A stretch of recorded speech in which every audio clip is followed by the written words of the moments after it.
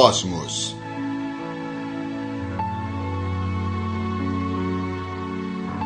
De Carl Sagan.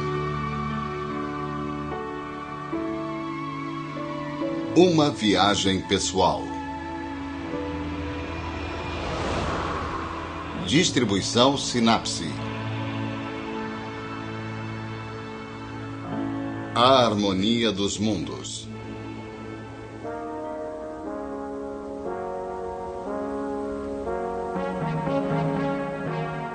Há dois caminhos para ver as estrelas: como elas realmente são e como podemos querer que elas sejam. Estas são as Pleiades, grupo de estrelas jovens que os astrônomos acreditam estar deixando seus berçários estelares de gás e poeira. E esta é a nebulosa do Caranguejo, um cemitério estelar onde o gás e a poeira estão sendo dispersos de volta para o meio interestelar. Dentro dela está um pulsar moribundo. Tanto as Pleiades quanto a nebulosa do Caranguejo estão numa constelação que os astrólogos há muito chamam de Taurus, o Touro. Eles imaginaram que ela influenciaria a nossa vida diária. Os astrônomos dizem que o planeta Saturno é um imenso globo de hidrogênio e hélio circundado por um anel de bolas de neve com 50 mil quilômetros de largura, e que a grande mancha vermelha de Júpiter é uma tempestade gigantesca que o açoita há talvez 1 milhão de anos. Mas os astrólogos veem os planetas afetando o caráter e o destino humanos. Júpiter representa um ar de nobreza, um comportamento manso. E Saturno, o coveiro, promove, dizem eles, a desconfiança, a suspeita e o mal. Para os astrônomos, Marte é um lugar tão real quanto a Terra. Um mundo que aguarda exploração.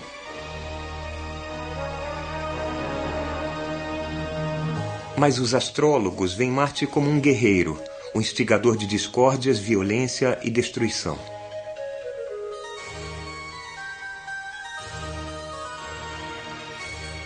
A astronomia e a astrologia nem sempre foram tão distintas. Na maior parte da história do homem, uma se sobrepõe à outra. Mas chegou uma época em que a astronomia escapou do confinamento da astrologia. As duas tradições começaram a divergir na vida e na mente de Johannes Kepler. Foi ele quem desmistificou o céu ao descobrir que há uma força física por trás do movimento dos planetas.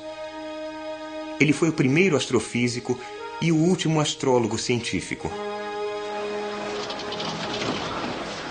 As bases intelectuais da astrologia foram varridas há 300 anos e, mesmo assim, a astrologia ainda é levada a sério por um grande número de pessoas. Você já reparou como é fácil achar uma revista sobre astrologia?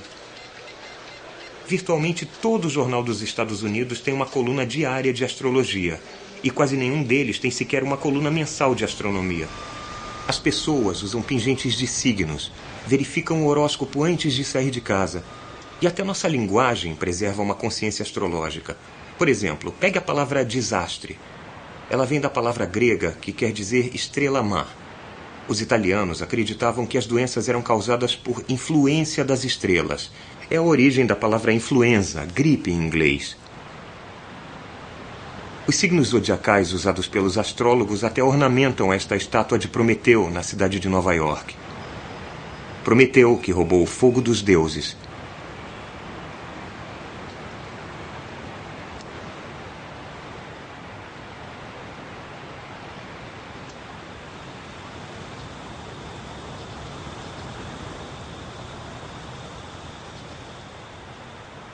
Mas que negócio todo é esse de astrologia? Fundamentalmente, é a alegação de que a constelação que abriga os planetas no momento do nosso nascimento influencia profundamente o nosso futuro. Há poucos milhares de anos, desenvolveu-se a ideia de que o movimento dos planetas determinava o destino dos reis, dinastias, impérios. Os astrólogos estudavam os movimentos dos planetas e perguntavam-se o que tinha acontecido na última vez em que, digamos, Vênus estava surgindo na constelação de Capricórnio. Talvez alguma coisa similar também ocorresse dessa vez. Era um negócio sutil e arriscado. Os astrólogos eram empregados apenas pelo Estado. Em muitos países, tornava-se uma ofensa capital alguém que não o astrólogo oficial ler os presságios dos céus. Por quê? Porque um bom meio de derrubar um regime era predizer sua queda. Os astrólogos da corte chinesa que fizeram predições imprecisas foram executados. Outros simplesmente remendaram os registros para que depois estivessem em perfeita conformidade com os fatos. A astrologia desenvolveu-se para uma disciplina estranha, uma mistura de observações cuidadosas, matemática e manutenção de registros com um pensamento indistinto e uma fraude devotada. Porém, a astrologia sobreviveu e vicejou. Por quê? Porque ela parece dar um significado cósmico à rotina de nossas vidas diárias. Ela alega satisfazer nosso desejo de nos sentirmos pessoalmente ligados ao universo. A astrologia sugere um fatalismo perigoso. Se nossas vidas são controladas por um conjunto de sinais de trânsito no céu, por que tentar mudar alguma coisa?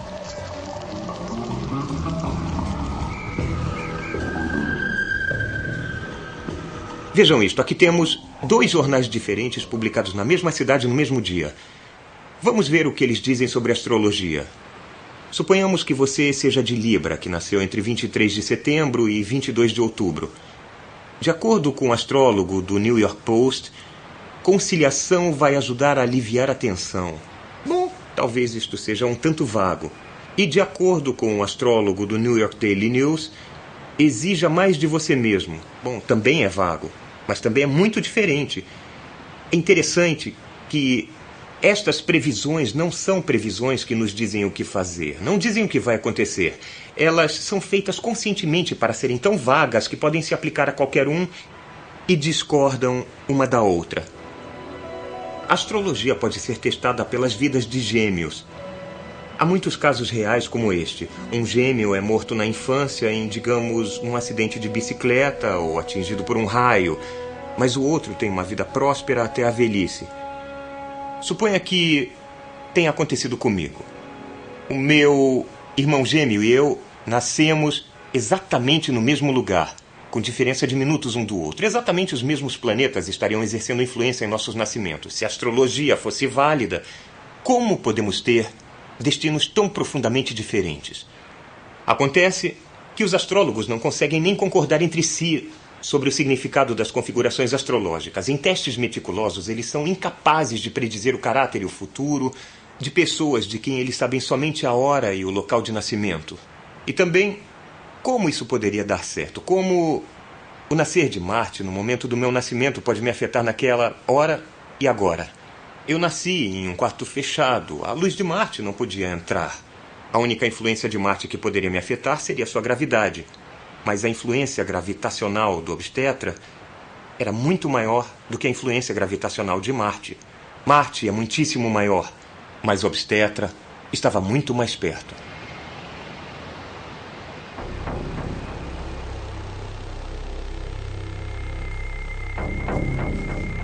O desejo de estar ligado ao cosmo reflete-se em uma realidade profunda. Nós estamos ligados, não do jeito trivial que promete a pseudociência da astrologia, mas dos modos mais profundos.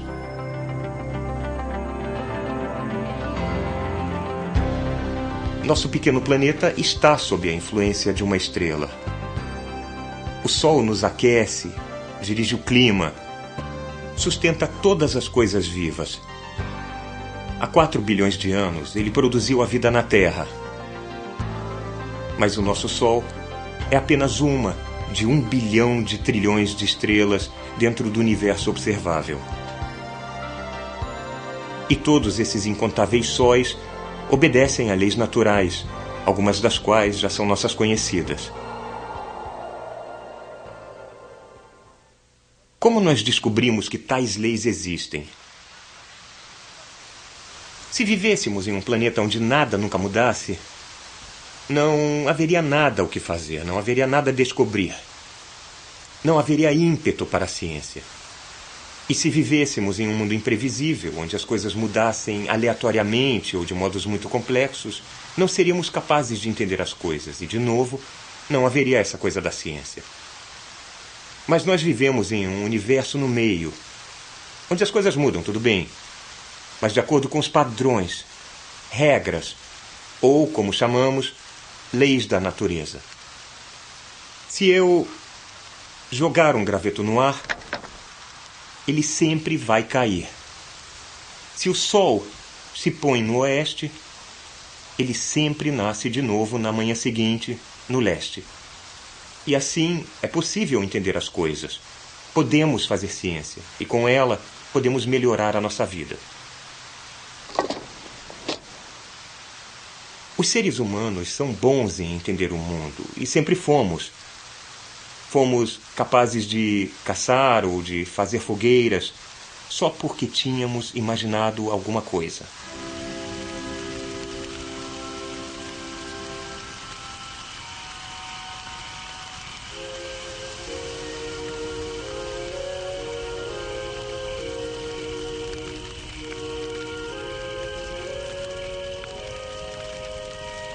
Existia uma época, antes da televisão, antes do cinema, antes do rádio e dos livros. A maior parte da existência humana foi passada nessa época. E então, com as últimas brasas da fogueira, em uma noite sem lua, nós olhamos as estrelas.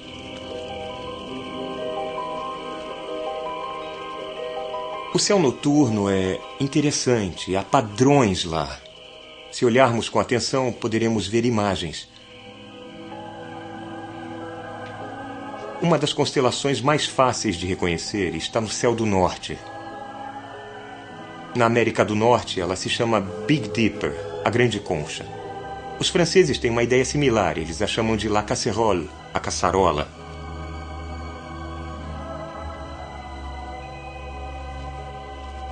Na Inglaterra medieval, este mesmo conjunto de estrelas lembrava às pessoas um simples arado de madeira.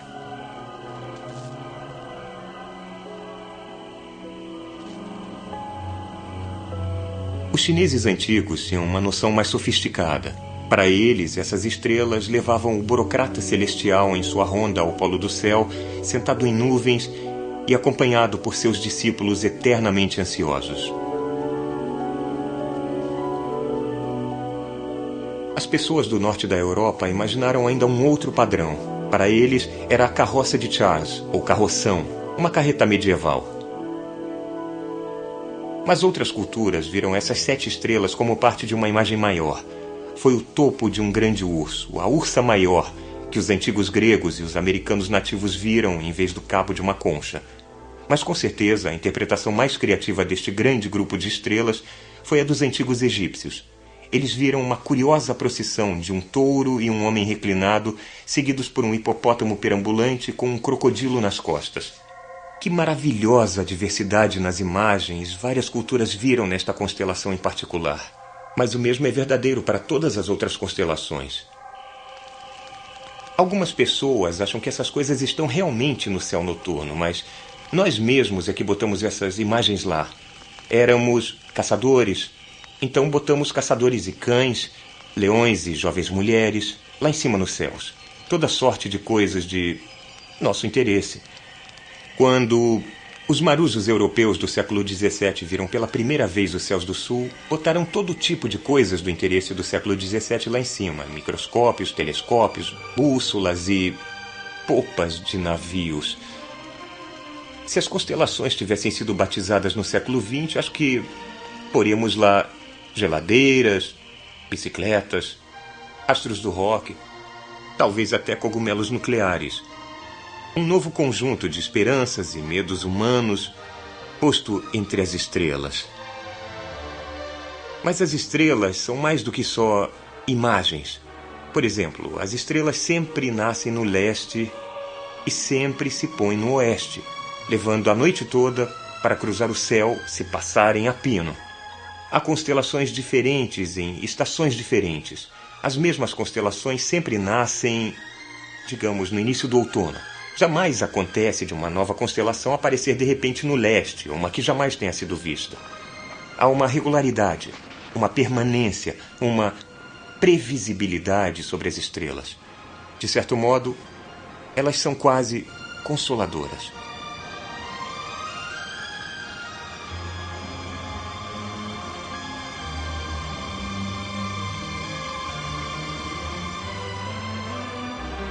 A volta do sol após um eclipse total.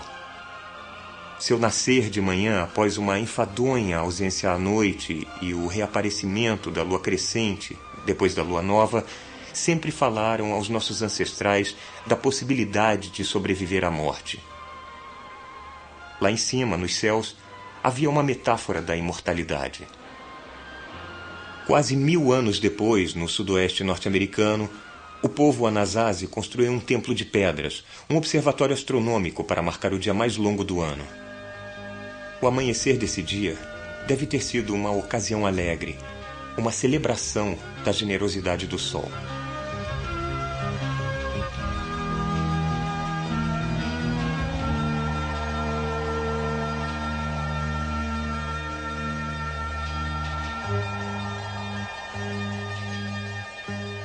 Eles construíram este calendário cerimonial para que os raios do sol penetrassem pela janela e entrassem em um nicho em particular apenas nesse dia.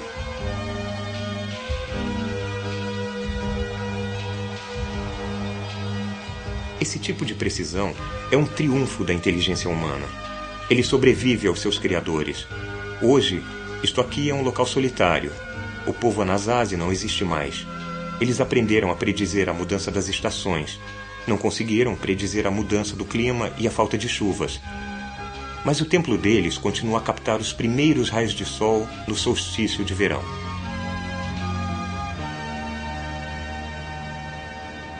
Eu imagino que o povo Anasazi se reunia nesses bancos todo dia 21 de junho vestido com penas e turquesa para celebrar o poder do sol.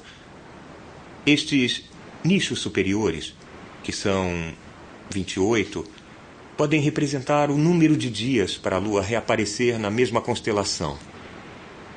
Essas pessoas prestavam muita atenção ao Sol e à Lua e às estrelas. E dispositivos baseados em desenhos de certa forma similares são encontrados em Angkor Wat, no Camboja, em Stonehenge, na Inglaterra, em Abu Simbel, no Egito, em Chichén Itzá, no México e nas grandes planícies da América do Norte. Bom, por que as pessoas no mundo inteiro teriam tanto trabalho para aprender astronomia? Era literalmente uma questão de vida e morte ser capaz de predizer as estações. Nós caçávamos antílopes ou búfalos, cujas migrações iam e voltavam com as estações. As frutas e as nozes estavam prontas para ser colhidas em algumas épocas e em outras não. Quando inventamos a agricultura, tínhamos que cuidar das sementes, semear o solo e colher as safras na estação certa. Encontros anuais de povos nômades que vinham de longe eram marcados em épocas recomendadas. Bom, alguns dispositivos alegados para fins de calendário podiam ser devidos ao acaso, por exemplo, o alinhamento acidental de uma janela e um nicho, mas há outros dispositivos maravilhosamente diferentes.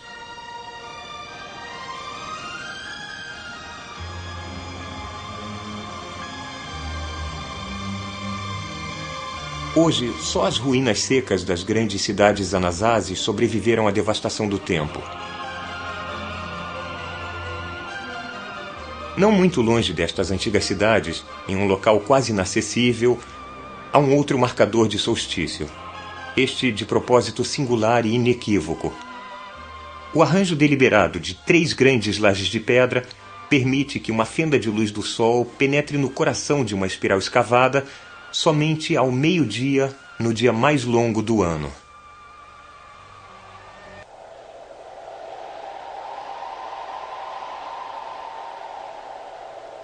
O vento açoita os canyons aqui no sudoeste norte-americano e ninguém ouve, além de nós. Um lembrete das 40.000 gerações de homens e mulheres que nos precederam, sobre quem não sabemos quase nada, sobre quem a nossa sociedade está baseada.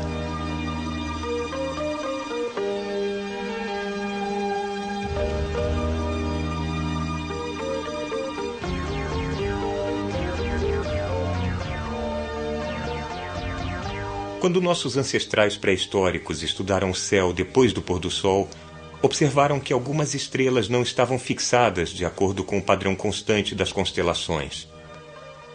Em vez disso, 5 delas se deslocaram, avançando lentamente pelo céu, depois voltando por uns meses, depois avançando de novo, como se não conseguissem decidir o que queriam.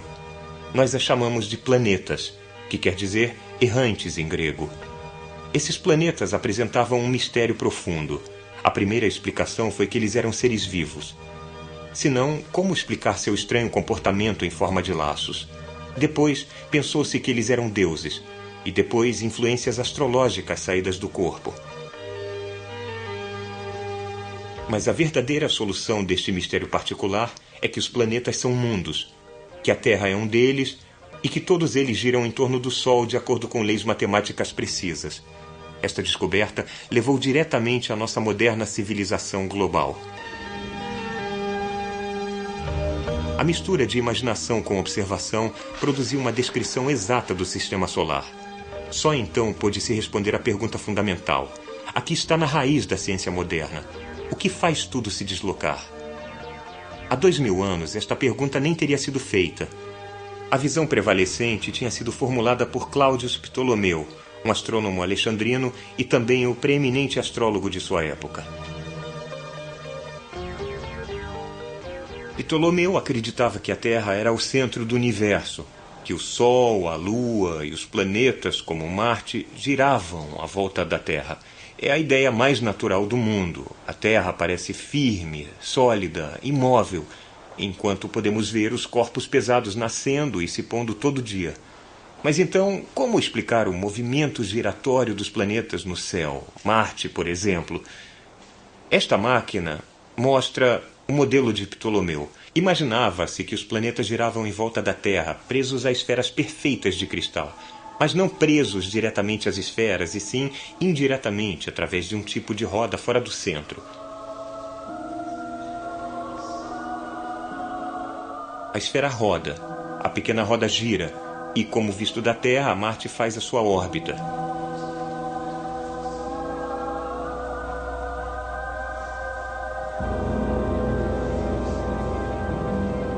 Este modelo permitiu predições razoavelmente acuradas do movimento planetário, onde um planeta estaria em determinado dia, por exemplo. Com certeza, predições boas o bastante para os padrões da época de Ptolomeu e ainda por um bom tempo. Apoiado pela Igreja na Idade das Trevas, o modelo de Ptolomeu evitou efetivamente o avanço da astronomia por 1500 anos. Finalmente, em 1543, uma explicação muito diferente do aparente movimento dos planetas foi publicada por um clérigo polonês chamado Nicolau Copérnico. Seu aspecto mais ousado era a proposta de que o Sol, e não a Terra, era o centro do universo. A Terra foi rebaixada a apenas um dos planetas. O retrocesso, ou movimento circular, acontece quando a Terra ultrapassa Marte em sua órbita. Dá para ver isso do ponto de vista da Terra. Marte agora está indo ligeiramente para trás e não está indo em sua direção original. Este modelo de Copérnico pelo menos funcionava tão bem quanto as esferas de cristal de Ptolomeu, mas irritou muita gente. A Igreja Católica mais tarde pôs o trabalho de Copérnico em sua lista de livros proibidos.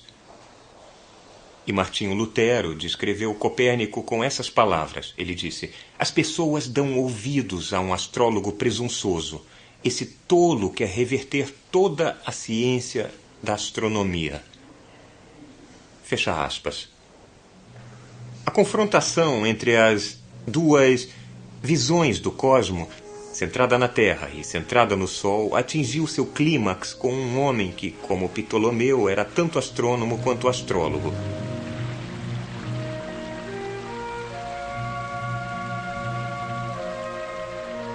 Ele viveu numa época em que o espírito humano estava restrito e a mente acorrentada. Quando imaginava-se que havia anjos e demônios e esferas de cristal lá em cima no céu. Ainda faltava à ciência a menor noção das leis físicas que sustentam a natureza. Mas a luta corajosa e solitária desse homem era prover a centelha que acendeu a revolução científica moderna. Johannes Kepler nasceu na Alemanha em 1571. Ele foi mandado para a escola seminarística protestante na cidade provinciana de Maulbronn para ser educado pelos clérigos. Era uma vida rigorosa e disciplinada. Levantar antes do amanhecer para começar um longo dia de orações e estudos.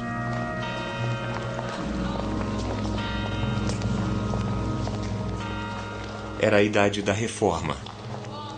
Maulbronn era um tipo de treinamento intensivo, educativo e ideológico, treinando os jovens protestantes no uso das armas teológicas contra a fortaleza do catolicismo romano.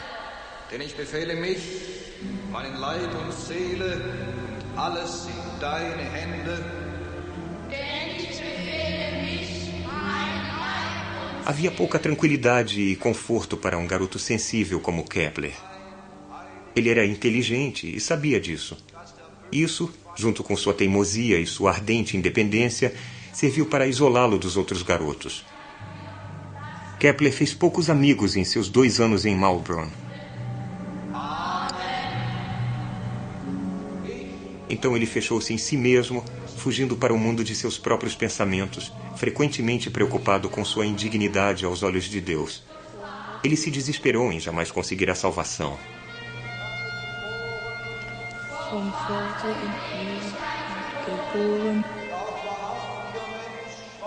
Mas Deus, para ele, era mais do que punição.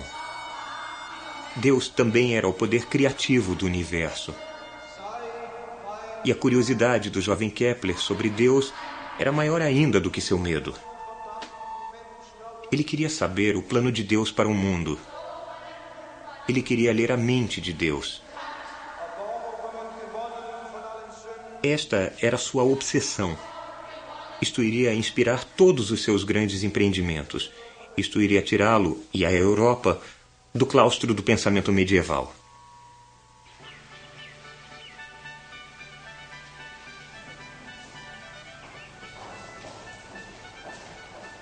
Em lugares como Maulbronn, os fracos ecos do gênio da antiguidade ainda reverberavam.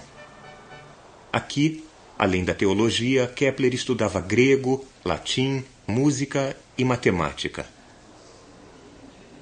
Mas foi na geometria que ele vislumbrou a imagem da perfeição.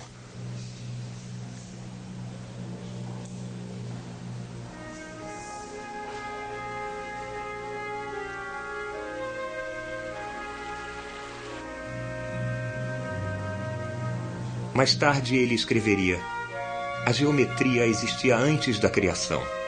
Ela é coeterna com a mente de Deus. A geometria deu a Deus um modelo para a criação. A geometria é o próprio Deus.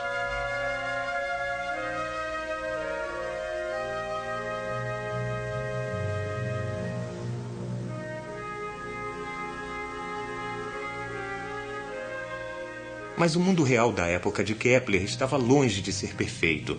Era assombrado pelo medo, pela peste, fome e guerra.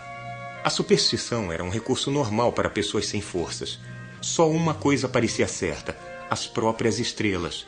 Lembrou-se que, em tempos antigos, o astrólogo Ptolomeu e o sábio Pitágoras ensinaram que o céu era harmonioso e imutável. E Ptolomeu tinha dito que o movimento dos planetas através das estrelas do zodíaco eram presságios dos fatos aqui embaixo. Foi a influência de Marte e Vênus que fez de seu pai um homem brutal, um mercenário que o abandonou?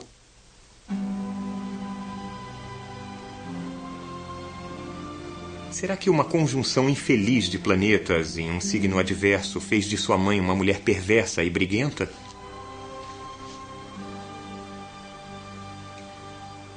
Se tais coisas fossem predestinadas pelas estrelas, então talvez houvesse padrões ocultos sustentando o caos imprevisível da vida diária.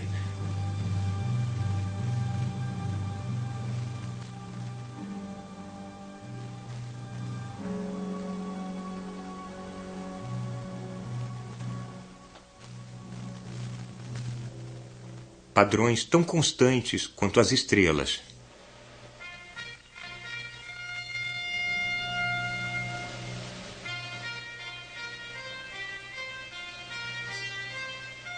Mas como se pode descobri-los? Por onde começar? Se o mundo e tudo nele foi obra de Deus, então não se devia começar com um estudo cuidadoso da realidade física? A criação toda não foi uma expressão das harmonias na mente de Deus? O livro da natureza esperou 1500 anos por um leitor.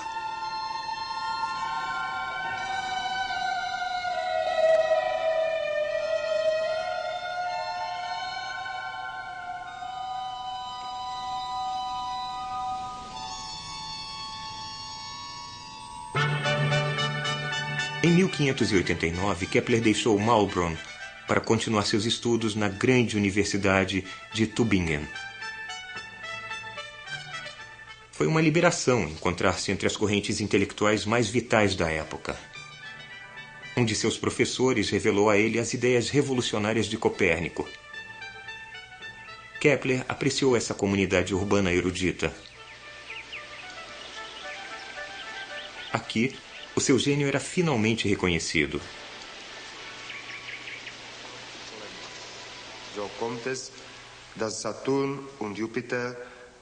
Kepler não seria ordenado depois de Tübingen. Em vez disso, para sua grande surpresa, foi convocado para Graz, na Áustria, para tornar-se professor de matemática colegial. Kepler não era muito bom professor. Em seu primeiro ano em Graz, a sua turma de matemática só teve um punhado de alunos. No segundo ano, nenhum. Ele resmungava, divagava e era às vezes totalmente incompreensível. Ele era distraído por um clamor incessante de especulações e associações que passavam por sua cabeça.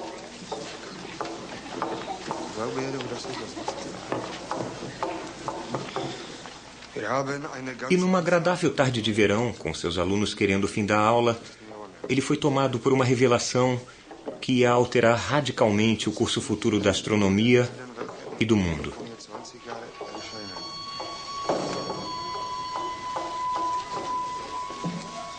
Havia apenas 6 planetas conhecidos em seu tempo: Mercúrio, Vênus, Terra, Marte, Júpiter e Saturno. Por um tempo, Kepler ficou pensando: por que só 6 planetas? Por que não 20 planetas ou 100? E por que esse espaçamento em particular entre suas órbitas? Ninguém jamais havia feito tais perguntas antes. Durante uma aula de astrologia, Kepler inscreveu dentro do círculo do zodíaco um triângulo com 3 lados iguais.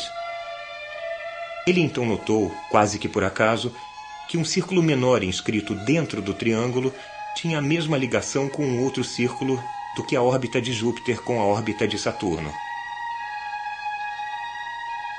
Pode uma geometria similar relacionar as órbitas de outros planetas? Kepler lembrou dos sólidos perfeitos de Pitágoras. De todas as formas tridimensionais possíveis, havia 5, e apenas 5, cujos lados eram polígonos regulares. Ele acreditava que os 2 números estavam ligados, que a razão de haver apenas 6 planetas era que havia apenas 5 sólidos regulares. Nesses sólidos perfeitos, aninhados um dentro do outro, ele acreditava ter descoberto os apoios invisíveis para as esferas dos 6 planetas.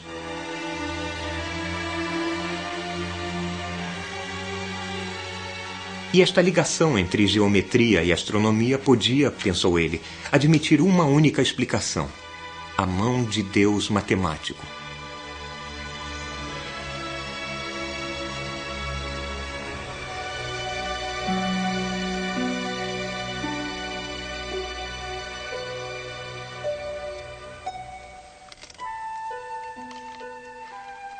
O prazer intenso que eu tive com esta descoberta jamais pode ser dito em palavras, disse ele. Agora eu não fico mais abatido no trabalho.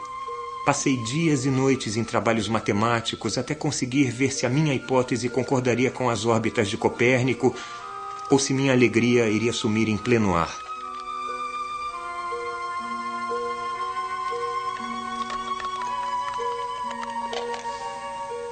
Mas não importa o quanto ele tenha tentado.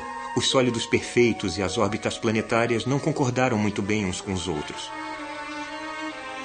Por que não deu certo? Porque, infelizmente, estava errado. O verdadeiro tamanho das órbitas dos planetas que conhecemos agora não tem absolutamente nada a ver com os 5 sólidos perfeitos, como mostra a descoberta posterior de Urano, Netuno e Plutão. Mas Kepler passou o resto da vida perseguindo esse fantasma geométrico. Não conseguiu abandoná-lo e não conseguiu fazê-lo funcionar.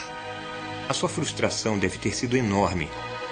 Finalmente, ele decidiu que as observações planetárias, há muito aceitas, é que deveriam estar imprecisas, e não seu modelo de sólidos aninhados. Só havia um homem no mundo com acesso a observações mais precisas. Esse homem era Tycho Brahe, que por acaso tinha escrito recentemente a Kepler para que fosse trabalhar com ele. Kepler ficou relutante a princípio, mas não tinha escolha.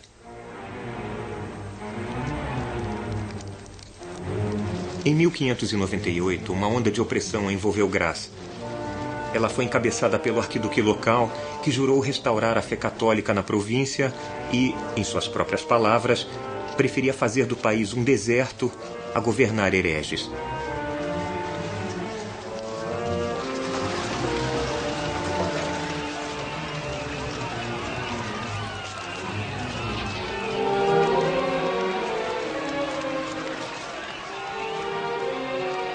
A escola de Kepler foi fechada. As pessoas foram proibidas de venerar, de cantar hinos e de ter livros de natureza herege. Os que se recusavam a abraçar o catolicismo eram multados em 10% de seus bens e exilados do país feridos de morte. Kepler preferiu o exílio.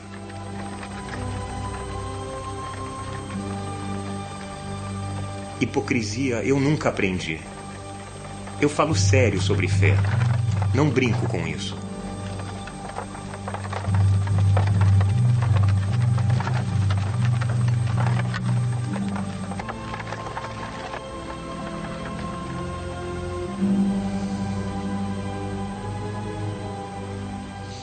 Para Kepler, esse foi apenas o primeiro de uma série de exílios forçados a ele por religiosos fanáticos.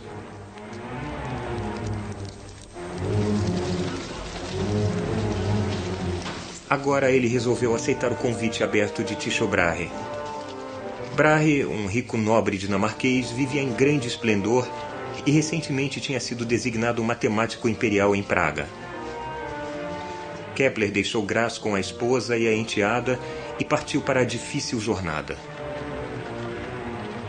A esposa de Kepler não era uma mulher feliz. Ela era cronicamente doente e tinha perdido 2 crianças. O próprio casamento não era um conforto. Ela não entendia o trabalho do marido e via sua profissão com desprezo.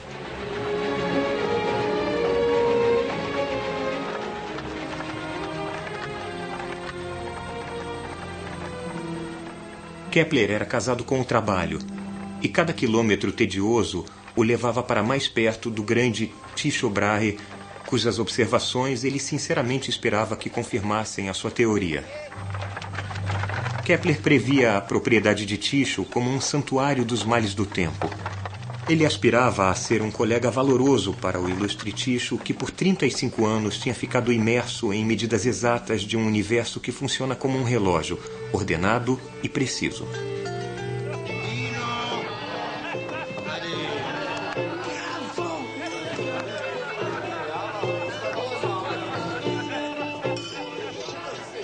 Mas a corte de Tycho não era nada do que Kepler esperava.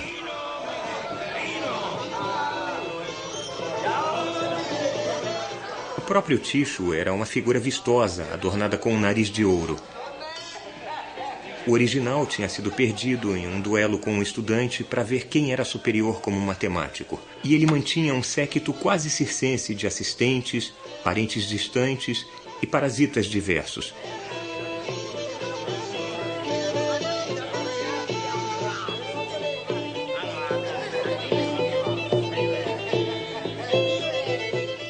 Kepler não gostava das festanças intermináveis.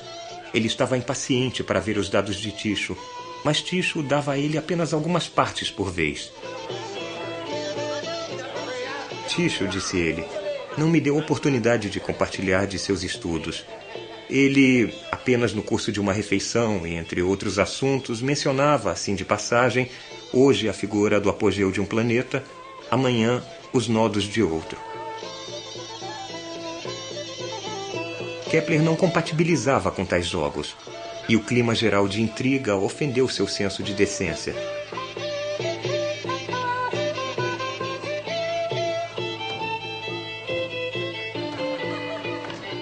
A zombaria cruel de todos para com o respeitoso e erudito Kepler o deprimiu e o entristeceu.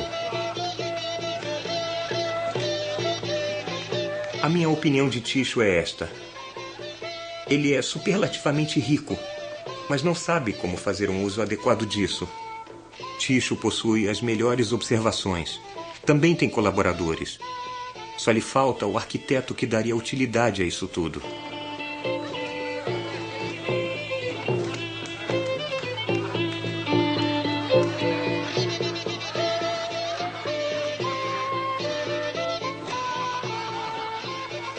Tycho foi incapaz de transformar as suas observações em uma teoria do sistema solar coerente. Ele sabia que precisava da ajuda do brilhante Kepler, mas simplesmente entregar o trabalho de sua vida a um rival em potencial, isso era impensável.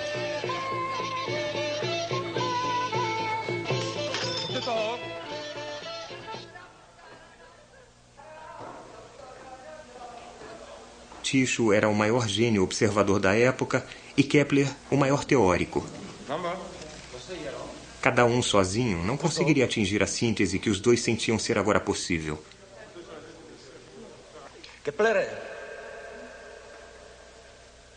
O nascimento da ciência moderna, que é a fusão da observação e da teoria, balançava no precipício de sua desconfiança mútua.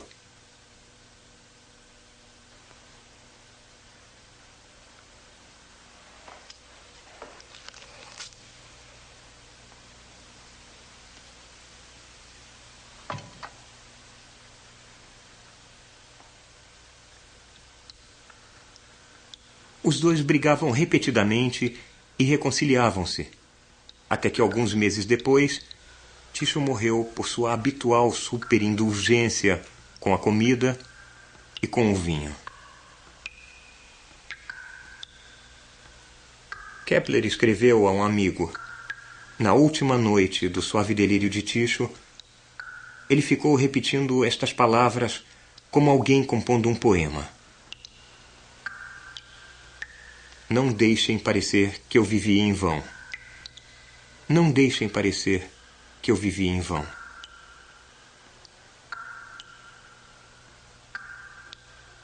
E não viveu.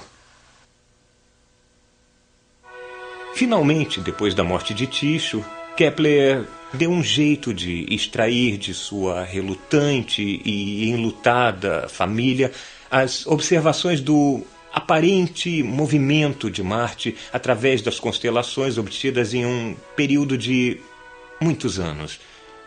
Os dados das últimas décadas antes da invenção do telescópio eram de longe as mais precisas já obtidas até aquela época.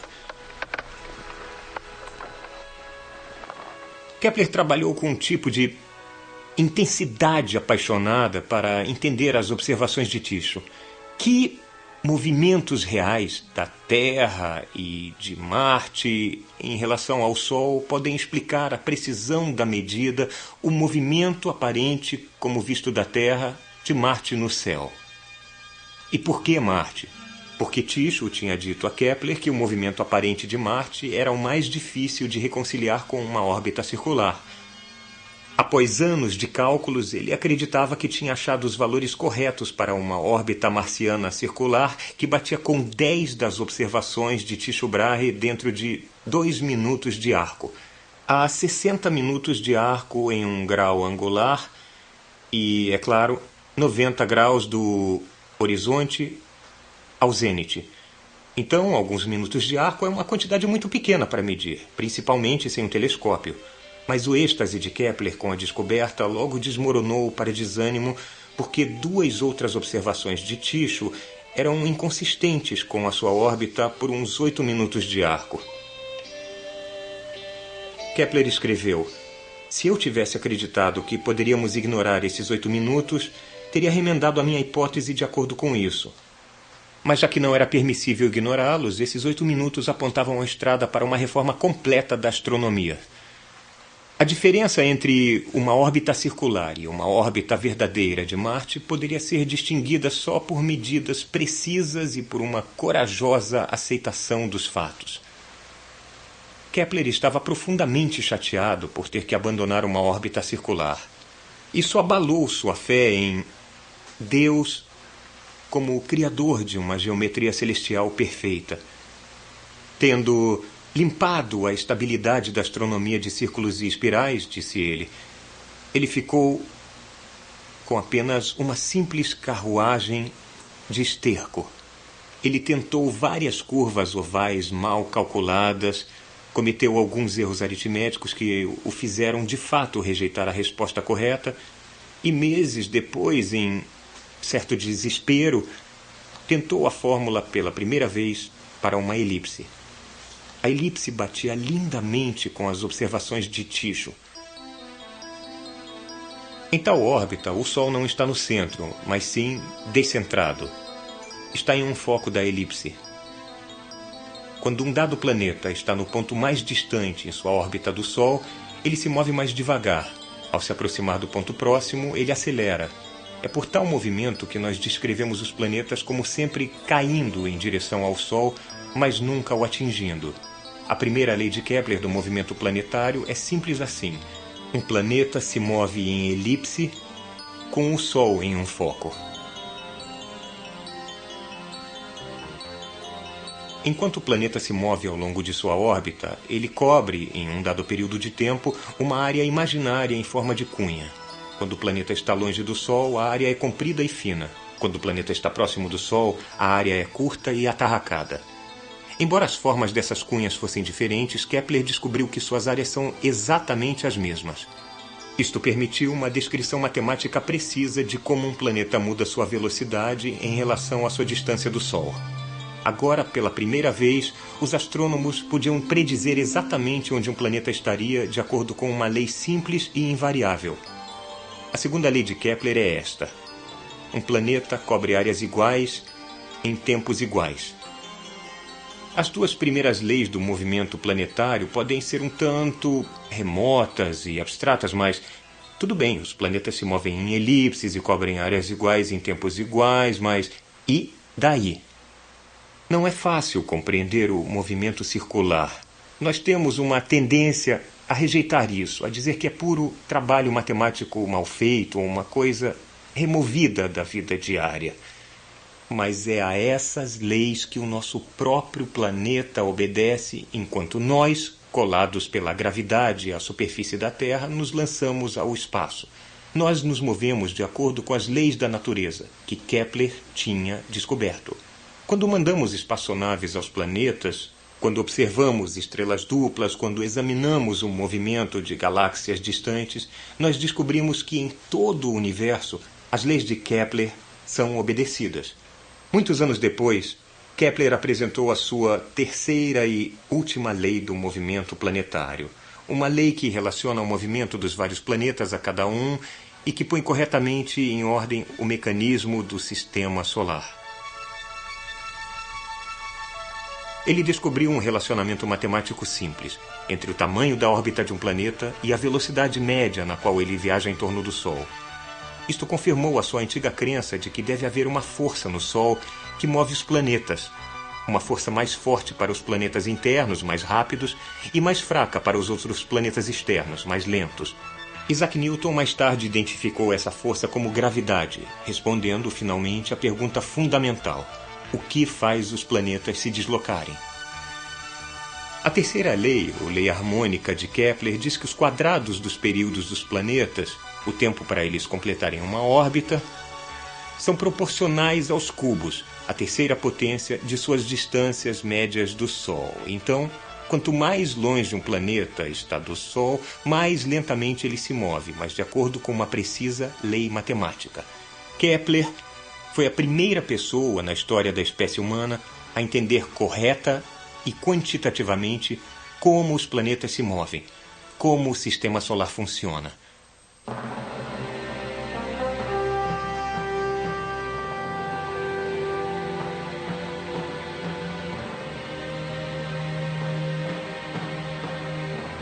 o homem que buscava harmonia no cosmo estava fadado a viver em uma época de excepcional discórdia na Terra. Exatamente 8 dias depois de Kepler descobrir a sua terceira lei, ocorreu em Praga um incidente que desencadeou a devastadora Guerra dos 30 Anos. As convulsões da guerra estilhaçaram as vidas de milhões de pessoas. Kepler perdeu a esposa e o filho pequeno para uma epidemia espalhada pelos soldados. O seu protetor real fora deposto e ele foi excomungado da Igreja Luterana por sua independência intransigente em questões de crença. Ele era um refugiado de novo. O conflito, retratado pelos dois lados como uma guerra santa, era mais uma exploração do fanatismo religioso pelos que tinham fome de terra e poder.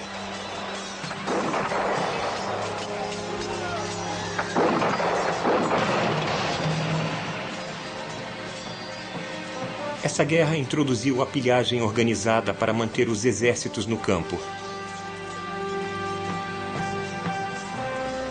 A população brutalizada da Europa ficou indefesa quando as lâminas de seus arados e suas podadeiras foram literalmente batidas para virarem espadas e lanças.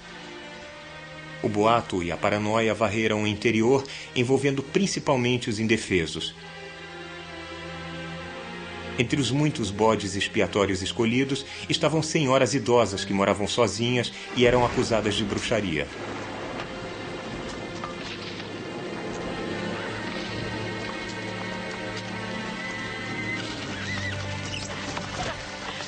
A mãe de Kepler foi levada no meio da noite em um baú de roupas sujas.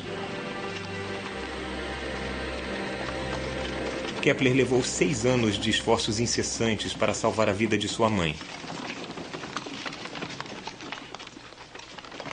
Na pequena cidade natal de Kepler, cerca de 3 mulheres eram presas, torturadas e mortas como bruxas todos os anos, entre 1615 e 1629. E Catarina Kepler era uma velha rabugenta. Ela se engajou em disputas que irritaram a nobreza local e vendia drogas. O pobre Kepler achou que ele próprio tinha contribuído inadvertidamente para a prisão da mãe. Isso surgiu porque ele tinha escrito um dos primeiros trabalhos de ficção científica. A intenção era explicar e popularizar a ciência. E o trabalho se chamava Somnium, o sonho.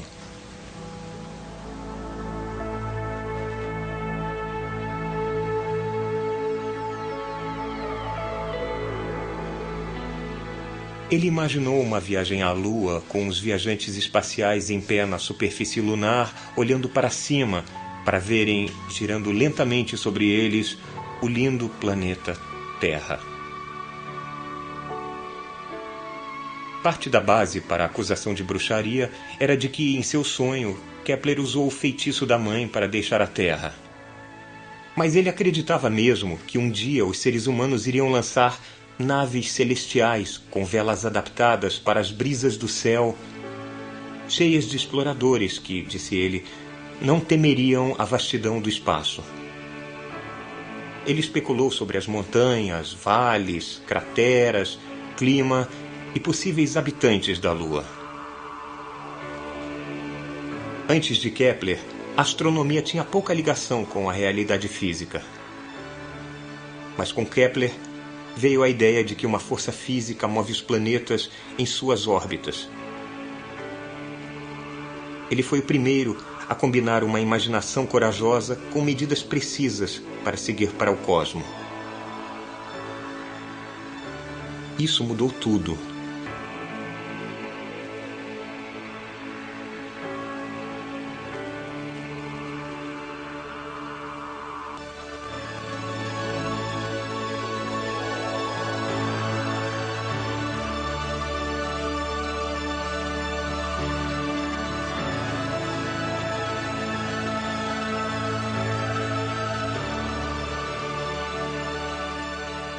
Essa fusão de fatos com sonhos abriu o caminho para as estrelas.